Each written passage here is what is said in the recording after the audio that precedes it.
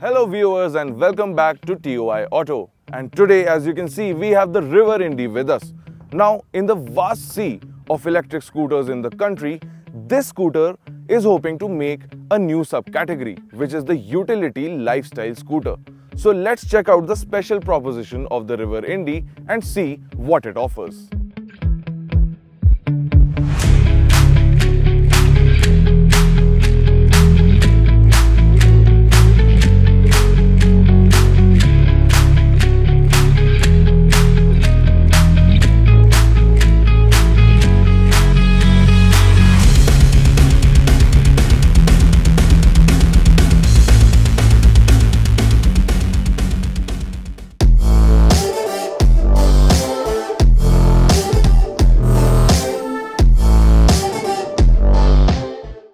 Now I don't really need to bring your attention to the design of the Indy. As you can see, it is pretty unique and funky as well.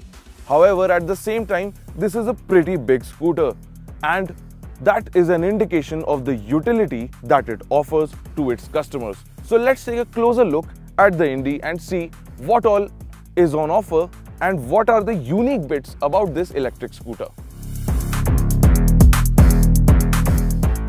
Now there are quite a number of special bits in the River Indy throughout this scooter about its drivetrain and its design that I'll be taking you through up close right now. Starting with this twin LED headlamps up front that get a twin pod design and even get these DRL elements here as well. These look pretty unique and also give it a sense of sophistication and upmarketness, if you may. Then you've got the River logo here, which is color coded to the scooter's exterior paint scheme as well. Now this scooter is also available in a light blue and a red paint scheme. And then here you see the 42mm telescopic front forks, which are biggest in the segment. Even the tires are wrapped around 14-inch alloy wheels that are finished in piano black. And there you see the disc brake setup, which is from Adwick. Now the River Indy comes with disc brakes both at the front and the back, and they perform really well, but I will tell you more about that later. Now coming to the side of the Indy, you see for the first time that this is actually a pretty substantially big electric scooter, something that we have not seen in this segment up till now, and that of course translates into a lot of utilitarian and practical storage spaces, which I'll take you through very shortly. But first, let me show you this bit, which is pretty interesting. This is the Indy's crash guard, which is integrated into the body panel and attached to the chassis right below it. So that is a pretty neat function in the Indy that we see. Then you may be wondering, why does it have two sets of foot pegs? And yes, these are foot pegs on the front. Now anybody who has ever ridden a scooter may immediately click with the fact that sometimes we have too much luggage being carried in the center floorboard there, and in those instances a pair of extra foot pegs on the front come in really handy, as you can imagine. Then of course you've got the rear set foot pegs here as well. Coming back to the front of the River Indy, here you see the lettering CBS, which means combined braking system. Now when you apply the rear brakes on the River Indy, both the front and rear braking systems work simultaneously to keep the scooter in a straight line under hard braking. However, when you apply the front brake, it works as a standalone.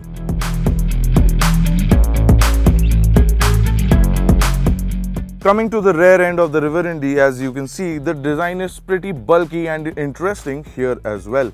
And of course, let me bring your attention to the large and comfy, well-cushioned seat of the River Indy here.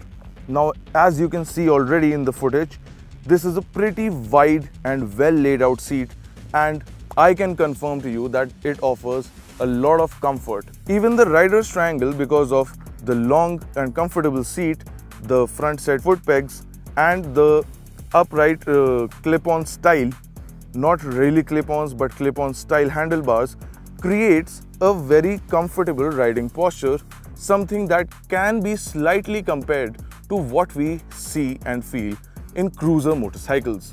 Now let me take you closer to the River Indy's TFT screen here and demonstrate all this additional information that it offers, starting with taking it off the side stand here, putting in the ignition on. Now you can see that it is showing ready to ride, and there you will also be able to see the eco mode, which is it on right now. Then there is the ride mode and the rush mode. Now as you can see here, between these modes the range also fluctuates, obviously because each mode has more performance and that decreases the range of this electric scooter. How it performs in each mode we will get back to in a short while. Let's put the scooter back on the stand and talk about the utility spaces in this electric two-wheeler. Alright, so now I'm going to be showing you all the storage provisions on the River Indy. Now starting with at the front, here you get a 12-liter storage area that you can see is fairly deep and offers a lot of cubbyhole storage space. Then of course there is the floorboard where I have my bag right now, and there won't be a problem riding the scooter while the bag is here because I have those extra foot pegs. Then here in the front of the seat you get another additional hook that has a load bearing capacity of 3 kgs. Now to the main storage area in the River Indy, which is this under the seat and opens up 43 liters of storage area. Here I already have my helmet and my gloves, but just for demonstration purposes, let me show you that this can also take in this huge bag of mine, which has a ton of equipment inside it right now, including my work laptop.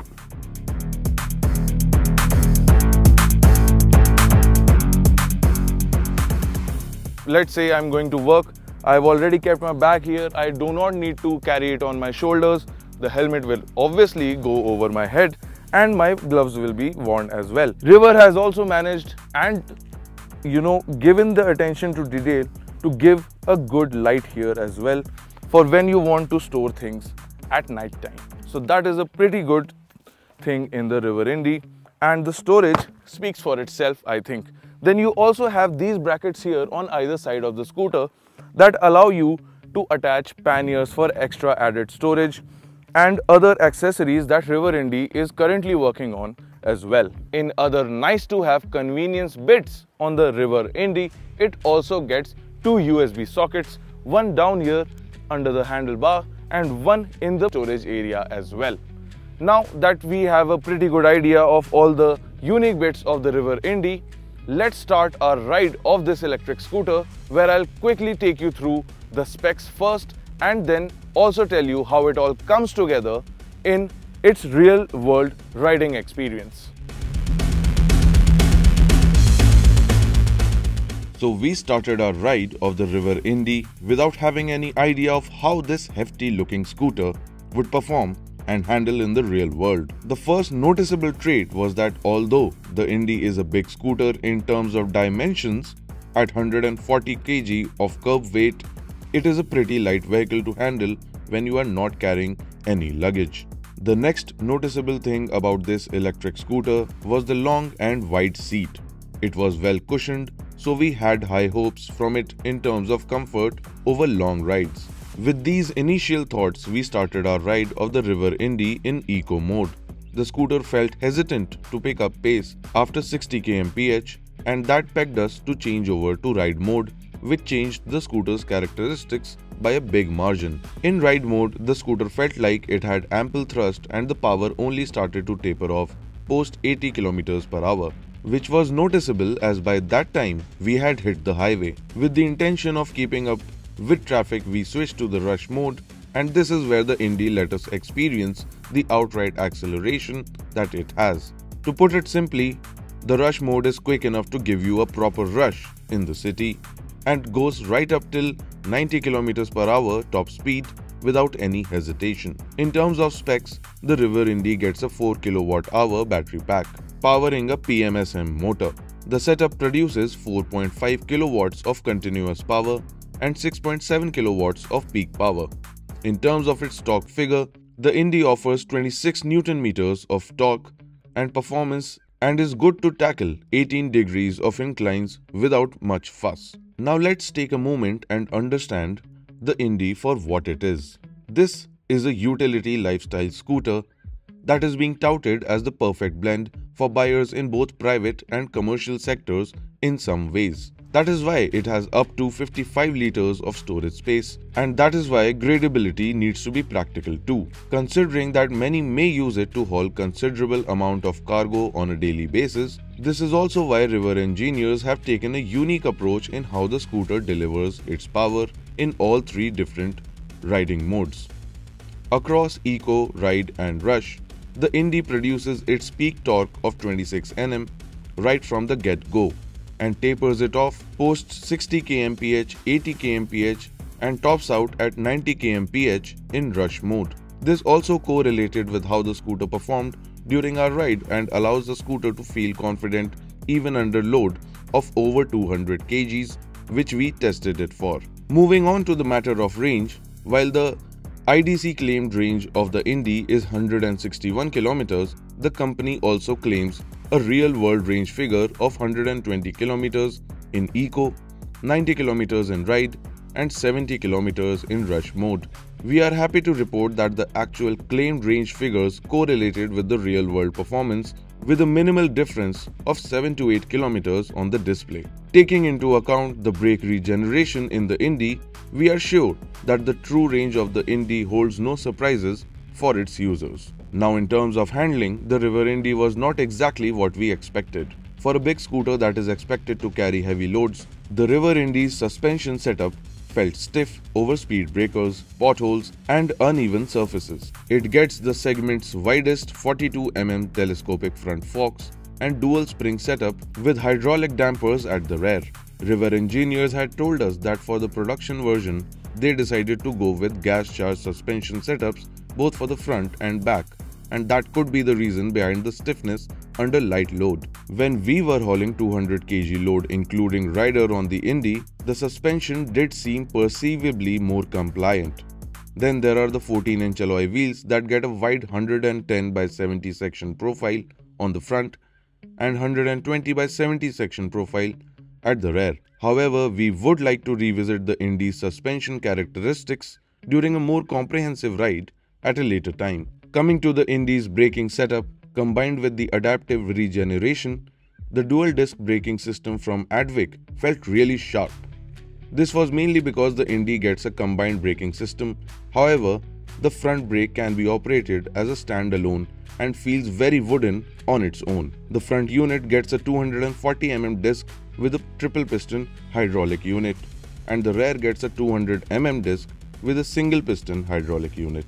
Before concluding our ride, we revisited our experience of the Indy's seat comfort, and even after 4 hours of continuous riding, our posteriors and the rest of the body was in tip-top shape.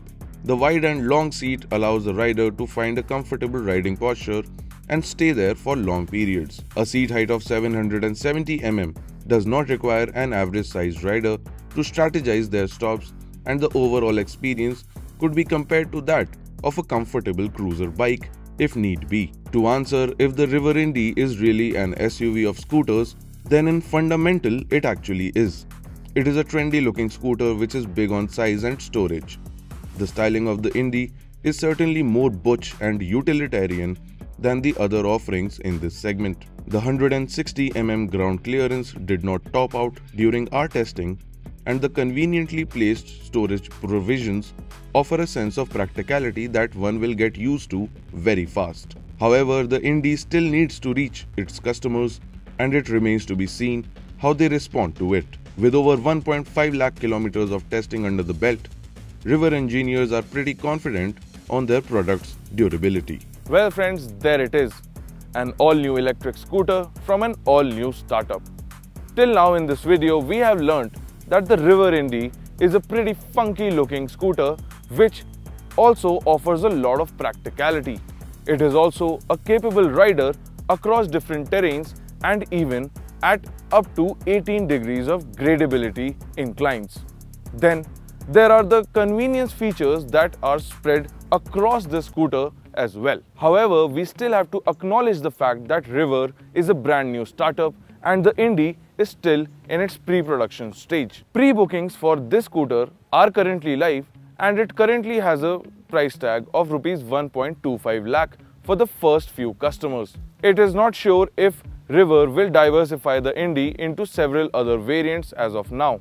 However, based on what we do know right now about this scooter, it is pretty competitively priced against the already established competition in this electric scooter segment. However, what they don't have is the utility lifestyle scooter branding which this scooter gets, and it remains to be seen how the audience will react to this offering.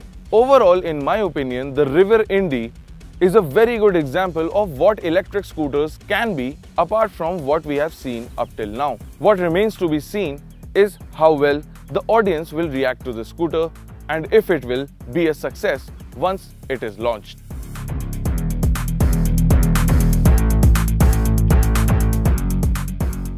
So with that, we wrap up our very interesting day with the River Indy electric scooter. Let us know what you thought about this e-scooter in the comment section below. Like always, do remember to like, share and subscribe to our channel for more such content. Until next time, this is Amber Banerjee signing out.